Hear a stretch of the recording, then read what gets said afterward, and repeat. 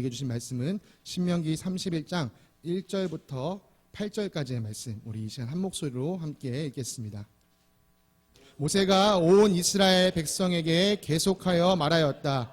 모세가 그들에게 말하였다. 이제 내 나이 120살입니다. 이제 더 이상 당신들 앞에 서서 당신들을 지도할 수 없습니다. 주님께서는 내가 요단강을 건너는 것을 허락하지 않으셨습니다. 주 당신들의 하나님이 당신들 앞에서 건너가셔서 몸소 저 민족들을 당신들 앞에서 멸하시고 당신들이 그 땅을 차지하게 하실 것입니다. 주님께서 말씀하신 대로 여호수아가 지휘관이 되어 당신들 앞에서 건너갈 것입니다. 이미 주님께서 아모리 왕 시온과 옥과 그들의 땅을 멸하신 것과 같이 그들도 멸하실 것입니다. 주님께서 그들을 당신들에게 넘겨주실 것입니다. 당신들은 내가 당신들에게 명한 대로 그들에게 하여야 합니다. 마음을 강하게 하고 용기를 내십시오. 그들 앞에서 두려워하지도 말고 무서워하지도 마십시오. 주 당신들의 하나님이 당신들과 함께 가시면서 당신들을 떠나지도 않으시고 버리지도 않으실 것입니다. 모세가 여호수아를 불러서 온 이스라엘이 보는 앞에서 그에게 말하였다. 그대는 마음을 강하게 하고 용기를 내시오. 그대는 주님께서 그대의 조상에게 주시기로 맹세하신 땅으로 이 백성과 함께 가서 그들이 그 땅을 유산으로 얻게 하시오. 주님께서 친히 그대 앞에서 가시며 그대와 함께 계시며 그대를 떠나지도 않으시고 버리지도 않으실 것이니 두려워하지도 말고 겁내지도 마시오. 아멘. 자리에 앉겠습니다. 샬롬. 주님의 평강이 사랑하는 우리 성도님들의 삶에 가득하시기를 간절히 기도드립니다. 어느덧 4월도 마지막 주일을 맞이했습니다. 벌써 1년으로 따지면 3분의 1이 지나간 시점입니다. 참 시간이 참 빠르게 흘러가고 있습니다. 이제 슬슬 날씨도 따뜻한 것을 넘어서 이 뜨거워지는 계절을 맞이하고 있는데요. 날씨만 뜨거워지는 것이 아니라 주님을 향한 우리의 마음이, 우리의 사랑이, 우리의 믿음이 같이 뜨거워지기를 간절히 소망합니다. 앞서 말씀드린 것처럼요, 오늘 내일 모레까지 우리가 이제 신명기 말씀을 읽고 5월부터는 이제 잠언 말씀을 함께 읽어가도록 하겠습니다. 이 가정의 달 5월에 하나님의 지혜가 가득한 우리 겨자씨 교인들의 모든 가정 되길 간절히 바랍니다. 그래서 사실 어떻게 보면 오늘 모세오경 마지막 설교가 될 것 같습니다. 오늘 우리가 읽은 본문 말씀도 이제 모세오경의 끝이 가까웠구나라는 느낌을 줬습니다. 왜냐하면 모세가 이제 나 갑니다라는 표현을 했기 때문이죠. 이제 나 갔고요. 이제 여호수아와 함께 여러분들 가나안 땅 들어가십시오. 그런 이야기를 하는 장면이 바로 오늘 말씀이었습니다. 가나안 땅으로 들어가야 할 이스라엘 백성에게 모세가 오늘 신신당부한 것 중에 한 가지가 뭐냐? 마음을 강하게 하고 용기를 내어라. 두려워하지 말고 무서워하지 말아라 라는 것이었습니다. 모세는요, 이 이야기를요, 온 백성에게 하고 또 특별히 여호수아를 불러내서 모든 백성 앞에서 여호수아에게 다시 한번 얘기했어요. 두려워하지 마. 마음을 강하게 먹어. 용기를 가져. 그만큼 중요한 얘기를 하고 있는 것이죠. 모세가 왜 이렇게 반복해서 이야기를 했을까요? 가나안 정복 전쟁을 하다 보면 어떤 일이 생길 수 있으니까? 너가 두려워하고 무서워하는 일이 생길 수 있으니까 이 얘기를 먼저 하는 거예요. 여러분, 그럴 일이 없다면 이런 얘기 할 필요가 없습니다. 우리 다음 세대 친구들이 지난번에 저희 사랑방에서 퍼즐을 이렇게 맞춰놓은 걸 봤거든요. 여러분, 퍼즐 맞추는 애들한테 가서 얘들아 두려워하지 마, 무서워하지 마, 벌써 웃음이 나오시죠. 그럴 필요가 없습니다. 왜요? 거긴 무서워할 일도 두려워할 일도 없기 때문이죠. 그럼 모세가 지금 이스라엘 백성들에게 이렇게 강조하고 있다는 것은 무엇이냐? 너희가 앞으로 부딪힐 그 일, 앞으로 맞이하게 될 상황에서 분명 두렵고 무서운 일이 생길 수 있을 거야. 너희가 보기에 이거 내가 감당할 수 있을까 싶은 일이 있을 거야. 마치 계란으로 바위를 치는 게 아닐까 생각되는 그런 일이 있을 거야. 그런데 거기서 두려워하지 마, 무서워하지 마, 마음을 강하게 하고 용기를 가져라고 말하고 있다는 것이죠. 여러분, 우리가 이미 살펴봤지만요, 모세는 40년 전에요, 아주 뼈아픈 경험을 했습니다. 12명의 정탐꾼이 가나안 땅을 보고 와서 10명의 정탐꾼이 아주 부정적인 보고를 한 거예요. 그러니까 사람들 마음이 어떻게 됐죠? 무서워하고 두려워하기 시작했어요. 야, 우리가 정말 저 땅 들어갈 수 있는 거냐? 결국 그 무서워하고 두려워하는 마음, 하나님을 신뢰하지 못하는 그 마음 때문에 이 백성이 40년 동안 광야에서 머물게 된 것입니다. 모세는요, 그 뼈아픈 경험을 한 사람이에요. 그렇기 때문에 이제 가나안 땅을 앞두고 있는 이 세대에게 다시 한번 신신당부하는 겁니다. 너희 절대 두려워하지 마. 절대 겁먹지 마. 마음을 강하게 하고 용기를 먹어. 용기를 가져. 자, 여러분, 이런 마음, 모세의 마음을 생각하면서 오늘 본문을 읽어보기로 원합니다.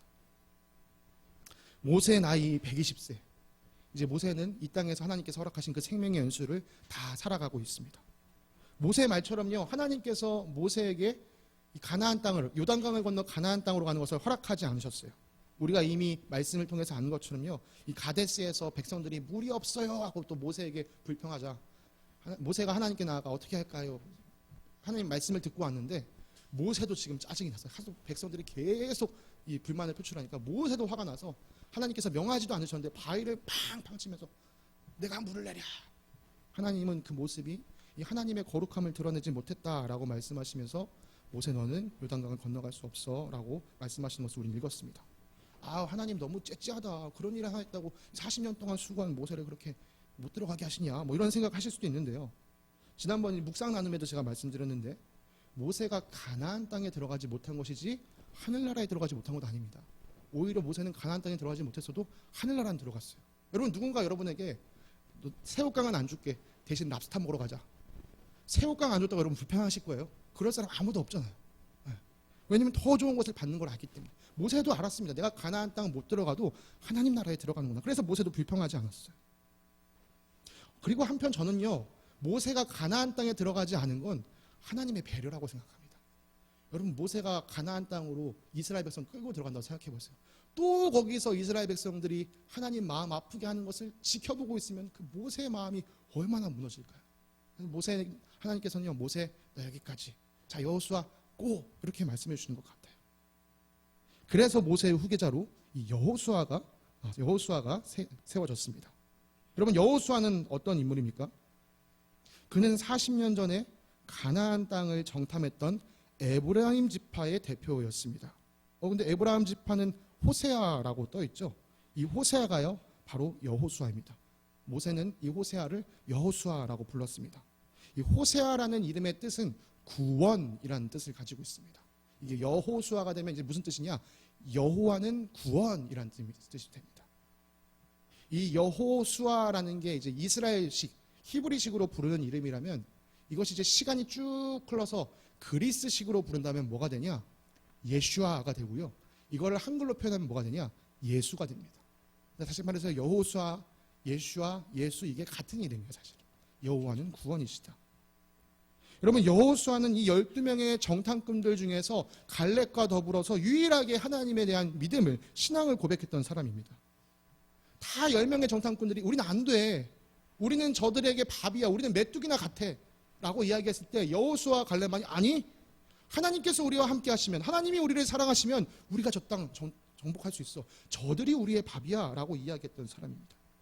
하나님은 그 고백을 인정해 주셔서 이 광야 1세대 중에서는 유일하게 여호수아와 갈렙만이 가나안 땅에 들어가게 됐습니다. 3절 말씀을 다시 한번 좀 더 살펴보도록 하겠습니다. 주 당신들의 하나님이 당신들 앞에서 건너가셔서 몸소 저 민족들을 당신들 앞에서 멸하시고 당신들이 그 땅을 차지하게 하실 것입니다. 여러분, 이 모세가 말한 대로 이루어진다면 얼마나 환상적인 일일까요? 모세가 말한 대로 우리가 한번 상상해 보기 원합니다. 내가 전쟁을 치러 가고 있는데 내 앞에서 적들이 하고 쓰러지는 거예요. 난 아직 칼싸움 한 번도 안 했는데 적들이 알아서 쓰러지고 그냥 땅이 열립니다. 그냥 쑥 들어가면 된다? 참 멋진 일이겠죠. 그런데 사실 모세가 말하는 건 그걸 의미하고 있지 않습니다. 이 모세의 말은요, 하나님께서 너희들의 선봉장이 되어주실 것이다, 너희의 지휘관이 되어주실 것이다. 이어지는 4절의 말씀이 그걸 증명해 주는데요, 이미 주님께서 아모리 왕 시온과 옥과 그들의 땅을 멸하신 것과 같이 그들도 멸하실 것입니다. 여러분, 이 아모리 왕 시온과 또 바산 왕 옥과요, 이스라엘 백성들이 직접적인 전투를 했어요. 그런데 그 승리의 공은 누구에게 있다고 지금 얘기하고 있죠? 그 주님이 주신 거다. 주님께서 그들을 멸하신 거다. 마찬가지로 이 이스라엘 백성들이 가나안 땅으로 들어가면 알아서 가나안 적들이, 가나안 군인들이 으윽 쓰러지는 게 아니라 이스라엘 백성들이 전투를 하긴 할 거예요. 그런데 그 전투에서 하나님이 지휘관 내주시기 때문에, 하나님이 장군 되어주시기 때문에 반드시 승리할 거다라는 것을 이야기하고 있는 것이죠. 계속해서 모세는 이스라엘 백성들에게 말했습니다. 지금 보시는 말씀처럼 하나님께서 함께 하셔서 아모리 왕 시온의 군대와 바산 왕 군대도 무찌르지 않았습니까? 이와 마찬가지로 가나안 땅에서도 주님께서 그들을 멸하실 것입니다. 주님께서 그들을 당신들에게 넘겨주실 것입니다. 그리고 나서 모세가 이 이야기를 합니다. 우리 6절 말씀 함께 읽겠습니다. 시작. 마음을 강하게 하고 용기를 내십시오. 그들 앞에서 두려워하지도 말고 무서워하지도 마십시오. 주 당신들의 하나님이 당신들과 함께 가시면서 당신들을 떠나지도 않으시고 버리지도 않으실 것입니다. 아멘. 자, 여러분 다시 한번 묻겠습니다. 자, 이스라엘 백성들이 두려워하고 무서워할 수 있는 상황이 누구 앞에서 생길 수 있다고요? 그들 앞에서.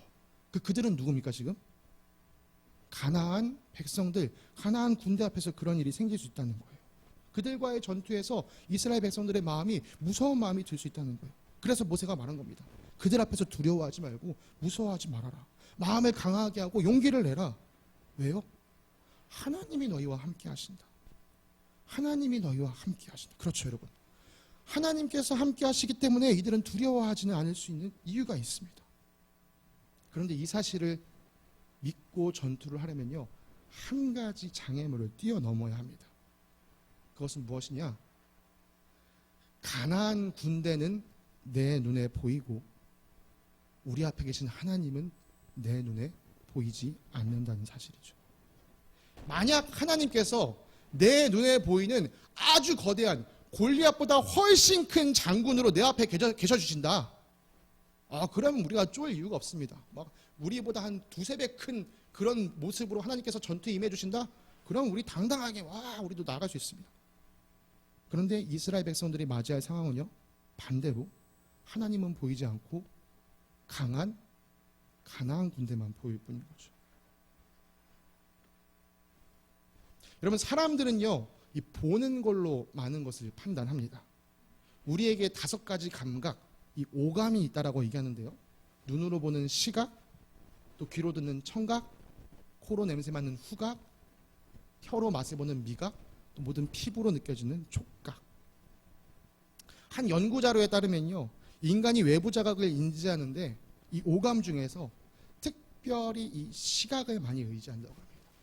시각을 의지하는 비율이 77%, 청각이 13%, 그 다음 후각이 7%, 나머지 3%를 이 미각과 촉각을 의지해서 느낀다고 합니다. 그래서 사람들은요, 보통 뭐라고 얘기하죠?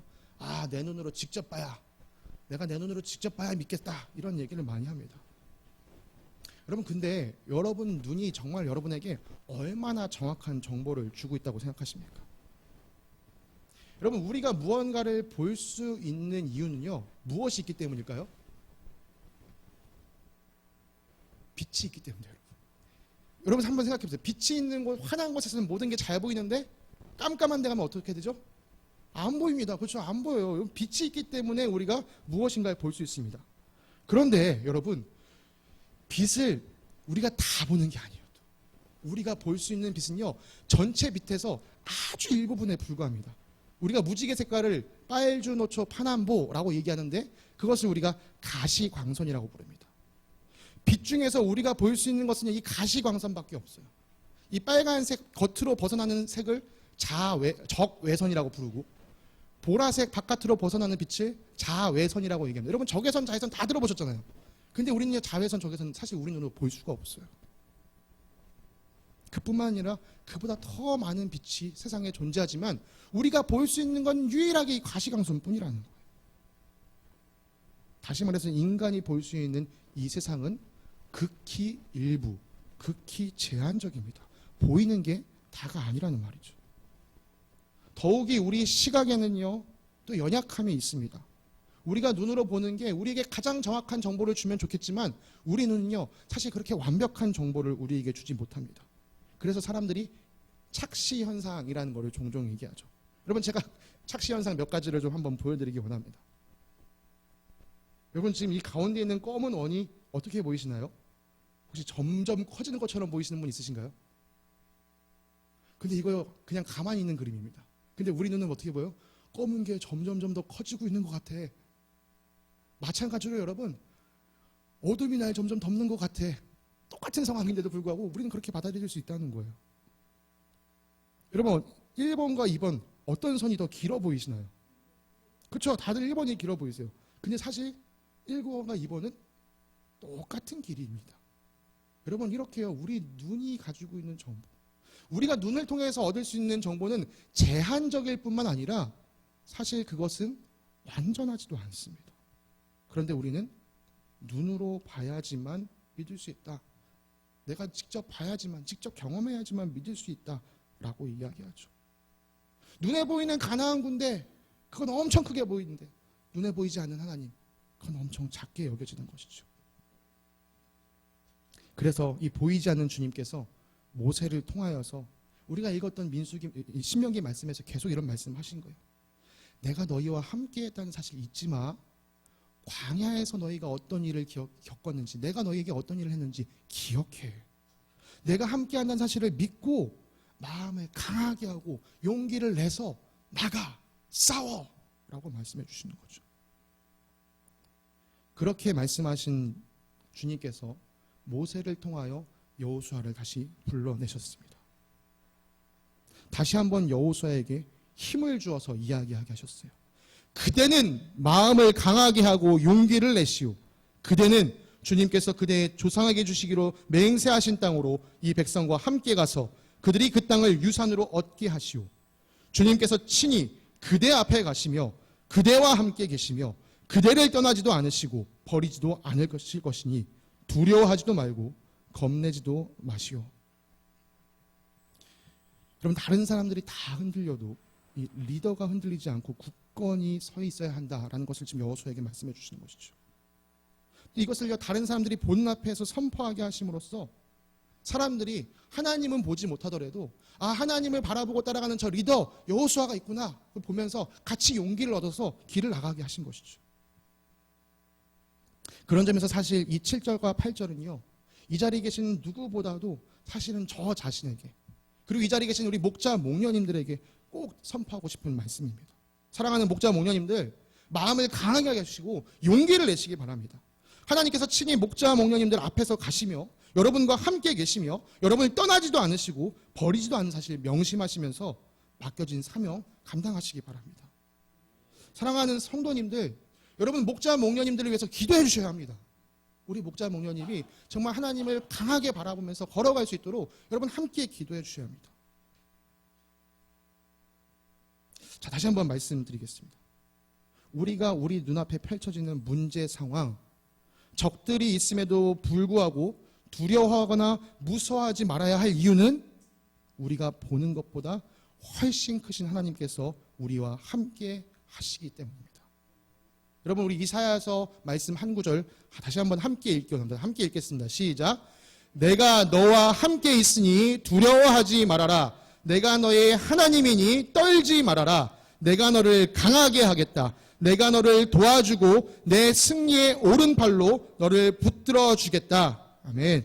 그럼 다시 한번 읽겠습니다. 시작. 내가 너와 함께 있으니, 아니요, 여러분 안 됩니다. 더 큰 목소리로 읽으셔야 됩니다. 다시 읽겠습니다. 시작. 내가 너와 함께 있으니 두려워하지 말아라. 내가 너의 하나님이니 떨지 말아라. 내가 너를 강하게 하겠다. 내가 너를 도와주고 내 승리의 오른팔로 너를 붙들어 주겠다. 아멘. 여러분, 정말 마음 같아서는요, 이 설교 여기서 그치고 그냥 이 말씀 한 구절 암송하고 끝나고 싶습니다. 그 정도로 여러분 이 말씀 꼭 오늘 기억하셔야 합니다. 여러분, 우리가 두려워하지 않고 담대하게 용기를 가져야 할 이유는요, 하나님께서 우리와 함께 계시기 때문입니다. 결국 우리가 마음을 담대히 먹느냐 그렇지 못하느냐는 어디에 달려있는 문제죠? 우리의 믿음에. 우리가 믿음의 눈으로 하나님께서 함께 하시는 것을 바라보느냐 그렇지 못하느냐에 우리의 마음이 달려있습니다. 다른 말로 하자면 우리의 영적인 시선, 우리의 영적인 집중력에 달려있다라고 할 수 있습니다. 내 마음이, 내 영혼이 지금 무엇을 바라보고 있는가? 무엇에 집중하고 있는가? 우리 다음 세대 친구들은 지금 공부를 하고 있는 친구들이니까, 또 우리 여기 계신 부모님들은 자녀들을 키워보셨으니까 집중력이 얼마나 중요한지 잘 아실 겁니다. 아, 얘가 공부를 잘하겠네. 아, 얘가 공부를 하는 게 조금 힘들겠네. 뭘 보면 알 수 있죠? 얘가 집중하는 정도를 보면 알 수 있습니다. 아, 얘가 집중을 잘하니까 공부를 잘할 수 있겠구나. 마찬가지로 신앙생활도 누가 잘합니까? 하나님께 딱 집중하는 사람이 잘합니다. 하나님도 봤다가 세상도 봤다가 하나님도 봤다가 세상도 봤다가 하는 그 사람은요, 결국 세상 보게 돼 있습니다. 여러분, 하나님 바라보기로 딱 작정하시고 집중하셔야 됩니다. 그런데 솔직히 말하면요, 이 집중력은요, 타고나는 사람이 별로 없습니다. 10명에 1명 있을까? 아니 100명에 1명 있을까 정도예요. 집중력은요, 훈련되어지는 겁니다. 그래서요, 여러분, 초등학교, 중학교, 고등학교 수업 시간이 다릅니다. 물론 우리 친구들은 이제 대안학교를 다니는 친구들이 있기 때문에 뭐 일반 학교와 다른 수업 시간을 가지는 친구들이 있겠지만요, 우리 일반 공립학교에서는요, 초등학교는요 수업을 40분만 하고요, 중학교는 45분, 고등학교는 50분을 합니다. 왜요? 집중할 수 있는 시간이 제한되기 때문에, 그 시간이 점점점 늘어나기 때문에 학년이 올라갈수록 수업 시간을 늘리는 겁니다. 다시 말해서 집중력은 훈련으로 길러지는 겁니다. 마찬가지로 우리도요, 하나님을 향한 집중력을 훈련해야 합니다. 그것을 키워가야 됩니다. 하나님을 향한 집중력을 키우는 방법은요, 2가지밖에 없습니다. 너무 뻔한 답이어서 제가 말하지 않아도 여러분이 이미 그 대답을 마음에 알고 계실 거예요. 무엇일까요, 여러분? 말씀 묵상과 또, 네, 여러분 이미 알고 계십니다. 말씀 묵상과 기도 외에는 다른 방법이 없습니다. 여러분, 교회 다니는 사람 치고요, 이거 모르는 사람이 아무도 없습니다. 문제는 뭐냐? 아는 사람은 많은데 하는 사람이 적다는 거예요. 여러분, 교회의 성장이 왜 멈춥니까? 왜 성도의 신앙 성장이 멈춥니까? 말씀과 기도 생활이 이렇게 중요한데 그것을 실제로 하지 않기 때문입니다. 여러분, 우리 교회에 자라고 있는 겨자씨 아시죠, 여러분? 이 부엌에서 자라고 있는 겨자씨. 제가 준호와의 약속을 지키기 위해서 처음 몇 알을 심었다가 그게 잘 자라는 걸 보고 우리 친구들이 재밌었는지 그 화분에다가 겨자씨를 와라라 또 부었습니다. 근데 재밌게도요, 또 거기서 새싹이 다 났어요. 이런 모습이 됐습니다. 먼저 자란 겨자씨 아래 작은 겨자씨들이 이렇게 자라났습니다. 뭐라고요? 맞아요. 목사님이 한 입 따먹어봤어요. 고마워, 준우야. 제가 이 의미 부여하는 걸 좋아하는데요, 그냥 저 혼자 이제 이 겨자씨 이 화분을 보면서 이런 생각을 했습니다. 아, 먼저 크게 자란 저 줄기 아래 다음 세대의 줄기들이 자라고 있구나. 아, 우리 먼저 된 이 믿음의 선배들 아래서 우리 다음 세대 아이들이 정말 아름답게 믿음을 꽃피웠으면 좋겠다. 이 자리에 있는 우리 아이들뿐만 아니라 이 자리에 없지만 우리가 또 함께 바라보고 있는 우리 다음 세대 모든 아이들, 우리 윤재와 은재도, 그리고 저희 집에 있는 하늘이도, 오늘 함께 참석하지 못한 찬영이도 정말 믿음의 사람으로 이 안에서 이렇게 자라나면 좋겠다. 여러분, 그런데요, 제가 이 화분을 자세히 보니까요, 지금 이게 여기서 이렇게 찍었는데요, 옆에서 찍은 모습을 보니까요, 이 어린 새싹들이 하나도 빠짐없이, 여러분 잘 보시면요, 창가 쪽으로 쭉 몸이 뻗어져 있습니다. 네, 목을 쭉 빼고 있어요. 왜 이 새싹들이 창가를 향해 이렇게 몸을 빼고 있을까요? 햇빛이 여기서 들어오기 때문이에요. 제가 이거 처음 겨자씨 심었을 때도 사실 이런 증상이 있었거든요. 그래서 제가 너무 신기해서 한번 화분을 돌려놔 봤어요. 이틀 뒤에니까 다시 새싹이 저쪽을 향하고 있더라고요. 여러분, 우리가 하나님 말씀을 대하는 자세가요, 이래야 합니다. 나는 하나님 없이는, 말씀 없이는 살 수가 없습니다. 이 어린 새싹조차도 햇빛이 없으면 나는 살 수 없습니다라고 몸을 돌려가면서까지 그렇게 하는 것처럼요, 나는 하나님 말씀 없이는 살 수 없습니다. 나는 하나님 말씀이 너무나도 필요합니다. 여러분, 이런 자세가요, 우리에게 나타나야 됩니다. 만약 새싹이요, 싹을 피우고 나서 아우, 나 저 햇빛 맞으면 김이 생길 것 같아, 나 저쪽으로 안 가고 반대쪽으로 가야지 하고 혼자서 반대쪽으로 쭉 갔다면 그 새싹 어떻게 됐을까요? 혼자 죽습니다. 혼자 죽어요. 여러분, 하나님 말씀이 없으면요, 우리는 하나님께 절대 집중할 수가 없습니다. 여러분, 말씀 묵상하시는 시간을 하루 중에 반드시 확보하셔야 됩니다. 우리가 5월을 맞이해서 새로운 묵상집을 만들었습니다. 여러분, 매월 이 묵상집을 만들 때마다요, 사실 제 마음이 조마조마합니다. 이번 달에 몇 권이 남을까?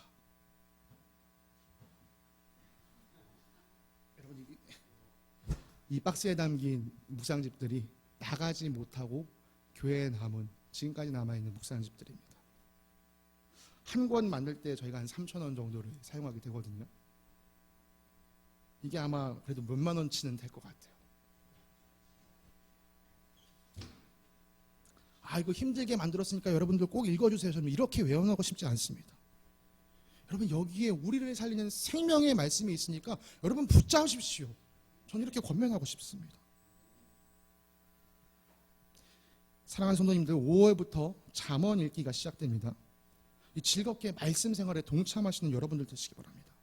여러분, 말씀을 가까이 해야 하나님께 집중할 수 있다는 사실은요, 제가 여러분들에게 임의로 말씀드리는 게 아니에요. 신명기 31장 그 이후의 말씀을 읽어보면요, 말씀이 있어야 되는 걸 알 수가 있습니다. 모세가 레위 사람 제사장들과 장로들에게요, 율법을 적어줍니다. 그리고 백성들에게 정기적으로 이걸 가르쳐라 라고 얘기를 합니다. 모세 시대는요, 우리처럼요 이렇게 책을 만들 수 있는 시대가 아니었습니다. 그러니까 이 모든 사람들이 책을 가지고 집에서 배우고 익힐 수 있는 시대가 아니었어요. 그러니까 시간이 날 때 레위 사람들이, 장로들이 가르쳐줄 수밖에 없었습니다. 여러분, 우리는 어떤 시대에 살고 있습니까? 집집마다 성경이 없는 집이 없습니다. 심지어는 핸드폰에도 성경 말씀 가지고 다닐 수 있습니다. 물리적으로 그 어느 때보다 하나님 말씀을 가까이 할 수 있는 시대에 살고 있습니다. 여러분, 물리적으로만 가까이 하지 마시고 마음으로, 심령으로 가까워지시는 여러분들 되시길 바랍니다. 말씀 묵상과 더불어 하나님께 집중하도록 우리를 훈련시켜주는 것이 바로 기도입니다. 여러분, 기도야말로 하나님을 향한 집중력을 키우는 최고의 훈련입니다. 우리는 흔히 기도를요, 하나님과의 대화라고 말합니다. 여러분, 대화는 무엇이죠? 이야기를 서로 주고받는 것이요. 그래서 대화에는요, 나뿐만이 아니라 대화하는 상대가 필요합니다. 대화하는 상대가 있다는 사실을 알아야지만 대화가 가능합니다. 이야기를 나누는 상대도 없이 혼잣말을 이렇게 주고받는 것은요, 요즘 제가 하늘이와 같이 하는 거거든요. 하늘이를 이렇게 품에 안고, 하늘아 맘마 맛있어요. 그럼 제가 그 다음에 내 아빠 맘마 맛있어요. 제가 이렇게 하고 있잖아요. 그럼 아내가 옆에 와서 뭐 하는 거야? 이런 식으로 쳐다보기도 합니다. 하늘이 말을 못하니까 저 혼자 그렇게 대화 놀이를 하는 거예요. 대화에는요, 서로 말을 하는 게 필요합니다. 그래서 우리가 기도할 때 사실 가장 어려움을 느끼는 부분 중에 하나가 뭐죠? 내가 막 정말 기도하고 있는데 정말 하나님이 내 기도를 듣고 계신가? 이런 의문 때문에 사실 기도하다가 멈추는 경우들이 많습니다. 기도하는 것이 그냥 나 혼자 중얼중얼거리는 것은 아닐까? 이런 의심할 때가 있는 거예요. 그러나 성경은 분명히 하나님께서 우리의 기도를 들으신다라고 말합니다. 제가 성경 몇 구절을 찾아서 읽어드리도록 하겠습니다. 나는 주님께 도와달라고 내 입으로 부르짖었다. 내 혀로 주님을 찬양하였다. 내가 마음속으로 악한 생각을 품었더라면 주님께서 나에게 응답하지 않으셨을 것이다. 그러나 하나님은 나에게 응답하여 주시고 나의 기도 소리에 귀를 기울여 주셨다. 내 기도를 물리치지 않으시고 한결같은 사랑을 나에게서 거두지 않으신 하나님 찬양 받으십시오. 베드로도 이렇게 이야기합니다. 주님의 눈은 의인들을 굽어보시고 주님의 귀는 그들의 간구를 들으신다. 그러나 주님은 악을 행하는 자들에게서는 얼굴을 돌리신다. 또 사도 요한복음에는 이런 이야기가 있습니다. 하나님께서는 죄인들의 말은 듣지 않으시지만 하나님을 공경하고 그의 뜻을 행하는 사람들의 말은 들어주시는 줄을 우리는 압니다. 여러분, 성경은요, 분명 하나님께서 들으신다라고 말합니다. 그런데 이 지금 세 군데의 성경에서 공통적으로 말하는 게 있어요. 하나님께서 기도를 들으시긴 들으시는데 어떤 사람의 기도를 들으신다? 의인의 간구, 악한 생각을 품지 않는 사람, 하나님을 공경하고 그 뜻을 행하는 사람의 기도를 들어주신다. 여러분, 성경은 분명 이렇게 얘기합니다. 이사야서 59장 1절에서 2절입니다. 주님의 손이 짧아서 구원하지 못하시는 것도 아니요 주님의 귀가 어두워서 듣지 못하시는 것도 아니다. 오직 너희의 죄악이 너희와 너희의 하나님 사이를 갈라놓았고 너희 죄 때문에 주님께서 너희에게서 얼굴을 돌리셔서 너희의 말을 듣지 않으실 뿐이다. 또 야고보는 이렇게 얘기합니다. 구하여도 얻지 못하는 것은 자기가 쾌락을 누리는 데 쓰려고 잘못 구하기 때문입니다. 그러니까 우리가 죄 가운데서 기도할 때, 죄를 떠나지 않고 죄 가운데 머물러 있으면서 기도할 때, 우리의 욕심을 따라 구할 때 하나님께서는 그런 기도에 응답하지 않으십니다. 여러분, 이건 너무나도 당연한 원리입니다. 내가 누군가와 대화하려고 할 때요, 어떤 상태가 돼 있어야 될까요? 상대방과 내가 원만한 관계에 있어야 대화가 잘 됩니다. 내가 지금 저 사람과 싸웠어요. 내가 지금 저 사람과 기분이 안 좋아요. 당연히 대화가 될 수 없습니다. 하나님과 우리 사이에 죄악이 끼어 있으면요, 대화가 잘 되지 않습니다. 죄악이 있으면 사실 우리가 하나님 앞에 나아가는 것조차도 꺼리껴질 때가 있습니다. 아담과 하와 보세요. 죄 짓고 나서 한 게 뭐예요? 하나님 앞에 숨어버리는 거잖아요. 여러분, 그런 자세로는 대화가 안 됩니다. 그래서 우리의 기도의 시작에는요, 늘 회개의 기도가 있어야 됩니다. 혹시라도 하나님 앞에서 나와 하나님 사이를 가로막고 있는 죄악이 없는가 점검해야 되는 것이죠. 여러분, 이런 점검 없이 그냥 무작정 주세요 주세요 하는 이런 기도는요, 당연히 막혀있는 것처럼 느껴질 수밖에 없습니다. 내가 그냥 혼자 중얼거리는 것처럼 느껴질 수밖에 없어요. 여러분, 하나님께 집중하시기 위해 기도하는 훈련을 하시되 무엇보다 회개 기도하시는 연습을 시작하시기 바랍니다. 여러분, 이것도 제가 임의로 말씀드리는 게 아니에요. 이 신명기 31장 그 이후의 말씀을 계속 살펴보니까요, 하나님께서 모세에게 이런 말씀을 하십니다.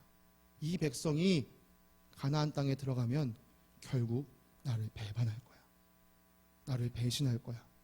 모세, 그때를 위해서 노래를 하나 지으렴. 그리고 이 노래를 그들에게 가르쳐 주렴. 그 노래가 신명기 32장에 기록되어 있습니다. 여러분, 우리가 노래라고 하니까 우리는 기도보다는 찬양인가 생각하기 쉬운데요, 사실 찬양이 이 곡조가 있는 기도입니다. 곡조를 담은 우리의 고백인 거죠. 모세가 가르친 노래, 그 곡조가 딸린 기도에는 어떤 내용이 있었냐? 이스라엘 백성들이 저지를 죄악이 낱낱이 기록되어 있고 그 죄악을 용서해 주실 하나님에 대해서 기록하고 있습니다. 이 백성이 이 노래를 부르면서 자신들이 저지른 죄악을 회개하고 자신들을 용서하실 하나님을 바라보도록 노래를 가르치게 하신 것이죠. 여러분, 하나님께 집중하는 훈련으로서 기도하는 훈련을 하시되 무엇보다 하나님 앞에 회개 기도하는 것을 멈추지 마시기 바랍니다. 여러분, 이게 우리가 예배를 시작할 때 감사기도와 간구기도 드릴 때 그 사이에 회개기도 하는 이유예요. 우리가 한 주간의 삶을 되돌아보면서 회개기도를 하는 게 그냥 아무 이유 없이 하는 게 아니고요, 정말 우리가 하나님 앞에 나아가기 원하는데 하나님과 나 사이를 가로막고 있는 것이 있지 않은가 점검하기 위해서 우리가 회개기도 하는 겁니다. 말씀을 마무리하겠습니다. 이스라엘 백성이 약속받은 땅을 차지하기 위해서 할 수 있는 방법이 전쟁 말고도 다른 방법이 있었을 것입니다. 예를 들면 돈을 주고 땅을 산다든가 아니면 주민들과 평화적으로 협상해서 어느 땅을 얻는다든가. 그러나 하나님은요, 우상이 만연한 그 땅의 문화에 거룩한 하나님 나라 백성이 오염되는 것을 원치 않으셨고, 그래서 이 이스라엘 백성이 거룩한 빛이 되어서 그 땅의 어둠을 물리치게 하셨습니다. 여러분, 우리가 하나님 백성으로서 이 땅에 살아가는 것도 마찬가지입니다. 바울이 말한 것처럼 우리는 세상 풍조를 따르지 않고 그것을 역행하는 삶을 살아야 합니다. 우리를 향해 정면으로 돌진하는 이 세상을 바라보고 있으면요, 솔직히 인간적으로 두렵고 떨릴 때가 있습니다. 내가 이 세상과 부딪혀 이길 수 있을까? 아니, 내가 정말 이 세상과 부딪혀 살아남을 수 있을까? 마치 계란으로 바위를 치는 것처럼 보입니다. 그러나 여러분, 두려워하지 마십시오. 마음을 강하게 하시고 용기를 내시기 바랍니다. 주님이 우리와 함께 하시기에 우리가 계란이 아니고 세상이 계란입니다. 여러분, 누가 이깁니까? 주님과 함께하는 우리가 이깁니다. 예수님 말씀 한 구절 우리 다시 한번 한 목소리로 함께 읽기 원합니다. 함께 읽겠습니다. 시작. 내가 이것을 너희에게 말하는 것은 너희가 내 안에서 평화를 얻게 하려는 것이다. 너희는 세상에서 환난을 당할 것이다. 그러나 용기를 내어라. 내가 세상을 이겼다. 아멘. 여러분을 향해 정면으로 돌진하는 세상을 바라보시면서 담대하시기 바랍니다. 우리와 함께 하시는 주님께서 이 세상을 이미 이기셨습니다. 내가 혼자 있을 때는 내가 계란처럼 보입니다. 내가 메뚜기처럼 보입니다. 그러나 주님과 함께하고 있을 때 세상이 계란입니다. 세상이 밥입니다. 그러니 용기 내시기 바랍니다. 여러분, 두려워하지 마시기 바랍니다. 오늘 예배 마치고 내일부터 새롭게 시작되는 세상에서의 삶에서 여러분 이겨내시기 바랍니다. 우리는 이 세상에서 살고 있지만 이 세상에 속한 자가 아니요 하나님께 속한 자임을 기억하시기 바랍니다. 여러분, 앞서 광고에서 말씀드린 것처럼 다음 주를 시작으로 우리가 이제 매월 첫째 주에는 길거리에 나가서 찬양하는 시간을 갖고자 할 것입니다. 부활절, 성탄절, 어떤 기념이 있는 어떤 상징적인 날에 나가서 찬양하는 것은 그럴듯한 명분이 있어. 그런데 매월 첫째 주에 나가서 그걸 하겠다고? 부담스러운 분도 계실 수 있을 거예요. 그러나 저는 믿습니다. 이런 시간들이요, 우리를 훈련시켜 줄 것입니다. 눈에 보이는 세상 속에서 눈에 보이지 않는 하나님을 바라보고 사는 법을 우리에게 익혀줄 것입니다. 또한 이 십자가의 길을 걸어가면서도 승전가를 부르며 사는 비법을 가르쳐 줄 것입니다. 세상 사람들이 놀라겠죠. 아니, 쟤네는 왜 저런 어렵고 험난한 길을 걷면서도 왜 기쁨의 노래를 부르는 거지? 왜 승리의 노래를 부르는 거지? 여러분, 우리의 삶이 복음을 전하는 도구가 될 것입니다. 주님께서 나와 함께 하신다는 사실을 놓치지 않기 위해서 여러분 한 주간 각자의 자리에서 말씀과 기도 생활에 집중하시기 바랍니다.